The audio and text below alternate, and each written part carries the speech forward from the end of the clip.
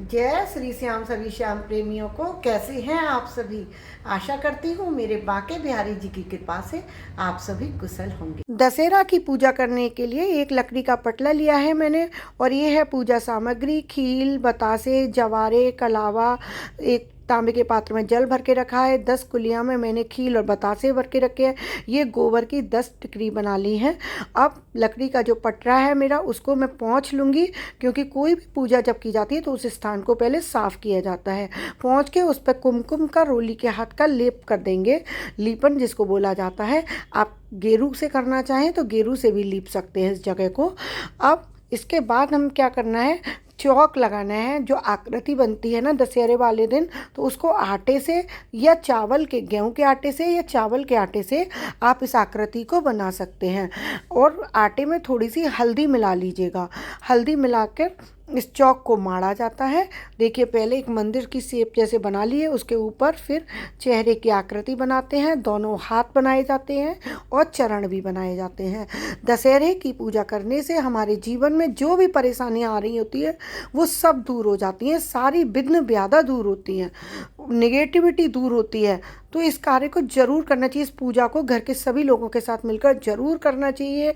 बहनें इस दिन भाइयों के कान के पीछे जवारे लगाती हैं, जिससे भाइयों की उम्र लंबी होती है और उनके जीवन में जो परेशानियां आती हैं वो दूर होती हैं, नकारात्मकता दूर होती है।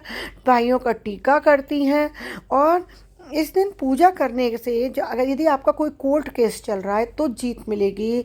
यदि आपके पीछे कोई शत्रु इतना पड़ा हुआ है कि आपके आफत आ गई है तो वो भी दूर होगी। आपको लक्ष्मी की प्राप्ति होती है। कहते हैं दशहरे वाले दिन से दीपावली की पूजा का प्रारंभ माना जाता है। तो दशहरे की पूजा करने से, क्योंकि गोबर में श्री होती है, माता लक्ष्मी का वास होता है, तो श्री का पूजन करने से आपके घर में श्री का वास होता है, लक्ष्मी देवी का वास होता है और आपके ऊपर कृपा बनी रहती है। तो आप धन संबंधित परेशानियां से पीड़ित हों, कर्ज ले लिया हो, तो सारी परेशानियां दूर होंगी। तो इसलिए इस पूजा को करने का विशेष लाभ है। अब देखिए, इस चौक को मार लिया है मैंने। अब रोली और कुमकुम जैसे होते हैं ना, उससे थोड़ा सा डिजाइन बना देंगे, जिससे कि उभर के आ जाए हमारा जो डिजाइन है। अब उसके बाद हमने जो गोबर की टिकरी बनाई है 10, वो रख देंगे उनके ऊपर, एक एक करके, 3-3 दोनों तरफ जहाँ धड़ होता है, और 2 चेहरे पर और 2 चरण पर। इस प्रकार से 10 टिकरी रख दी जाती हैं। देख रहे हैं आप, 3 इस साइड रखी, 3 इस साइड, 2 चेहरे के तरफ रखेंगे और 2 चरणों पे रखेंगे। इस प्रकार से फ्रेमिंग में मेरा दिया कट हो गया है, तो दिया भी मैंने और धूप बत्ती जला ली है। आप नीचे की तरफ है मेरा दिया, चरणों की तरफ, तो आप भी जला लीजिएगा। आपको एंड में मैं दिखाती हूँ मैंने कैसे जलाया हुआ है। तो और उसके बाद ये टिकरी लगाकर फिर जवारे जो हमने नवरात्रि में बोए होते हैं वो ज़रूर चढ़ाते हैं सारी टिकरियों पर। वो लगाने ज़रूरी होते हैं, उसी से ही पूजा होती है। तो जवारे रखते हैं, कहते हैं क्योंकि जवारे हमारे जीवन में सुख समृद्धि लेकर आते हैं, ये समृद्धि का प्रतीक होते हैं।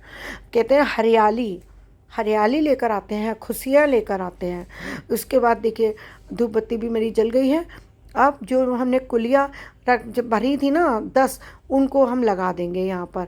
इन कुलियाओं को ना जब पूजा हो जाती है उसके बाद बच्चों में बांट दिया जाता है, आस पड़ोस में भी बांट सकते हैं आपने अगर बड़ी कुलिया भरी हो तो, ठीक है। और ये जो टिकरी होती हैं, पूजा करने के बाद इनको सुखाकर रख दिया जाता है। फिर किसी पूजा में जैसे आपको कुछ जलाने के लिए कोई चीज़ चाहिए तो आप उस तरीके से इनको विसर्जित कर सकते हैं, क्योंकि ये गोबर की बनी हुई होती हैं, है ना।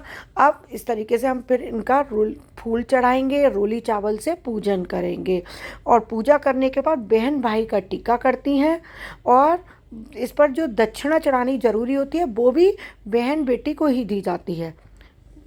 बिना दक्षिणा के तो कोई भी पूजा नहीं पूरी होती, लेकिन इस पूजा में जो दक्षिणा रखी जाती है, भाई टीका करने के बाद बहन को जो रुपए देता है, वो सब बहन बेटियों का ही होता है। अगर बहन बेटी आपके उस समय घर में नहीं है तो उसको बाद में दे दीजिए, उठा के रख दीजिए। तो ये पूजा का इसके कुछ तरीके होते हैं, उनको ज़रूर ध्यान रखिए और इस पूजा को बहुत श्रद्धा से कीजिए। देखिए, आपके जीवन में सारी परेशानियाँ दूर हो जाएंगी। और इससे संबंधित यदि आपके मन में कोई भी प्रश्न हो तो और मुझसे कमेंट करके पूछ सकते हैं। देखिए, रोली चावल से पूजन कर लीजिए। भगवान सिया राम जी का ध्यान करते हुए, हनुमान जी महाराज का ध्यान करते हुए हाथ जोड़िए और पूजा कर लीजिए। देखिए, आपको मेरी वीडियो अच्छी लगे तो मेरे चैनल को लाइक और सब्सक्राइब ज़रूर कीजिएगा और मेरे चैनल पर बने रहिएगा। मैं नित्य नए वीडियोस अपडेट करती हूँ। कथा कहानियाँ, ज्योतिष के सरल उपाय, व्रत विधि, त्यौहार, पूजा विधि का सब कुछ आपको मेरे चैनल पर मिल जाएगा। होममेड प्रोडक्ट्स, तो बने रहिएगा और अपने फ्रेंड्स के साथ शेयर भी कीजिएगा।